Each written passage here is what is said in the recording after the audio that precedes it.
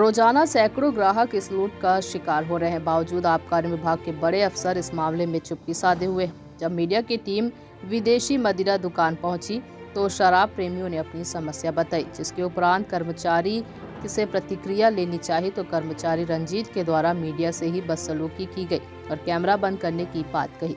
जब मीडिया ने इस पर वास्तविकता दिखाना शुरू की तो दुकान के कर्मचारी रंजीत ने मीडिया वालों को रिश्वत देने की बात कही। वहीं मीडिया कर्मी के साथ दुर्व्यवहार करने का मामला जब उजागर हुआ तो इस पर पखांजूर मीडिया ने इसकी काफी निंदा की। कहा, ऐसे गैर जिम्मेदार कर्मचारियों के खिलाफ कार्यवाही होनी चाहिए। उनकी शिकायत कलेक्टर के नाम एसडीएम को ज्ञापन सौंप करने की बात कही गई। गौरतलब है कि बांदे में स्थित विदेशी मदिरा दुकान में शराब प्रेमियों से खुलेआम लूटा जा रहा है। शराब खरीदने दुकान पहुंचे ग्राहक सेनू इके ने बताया कि उन्होंने एक पौवा खरीदा, जिसमें बोतल में 120 रुपए अंकित है और 150 रुपए लिया गया। साथ ही सिम्बा का बियर का 230 रुपए लिया गया, जबकि बोतल पर 200 रुपए अंकित है। पखांजूर से विप्लव कुंडू की रिपोर्ट। क्या नाम है आपका? कौन से पट्टी में हो?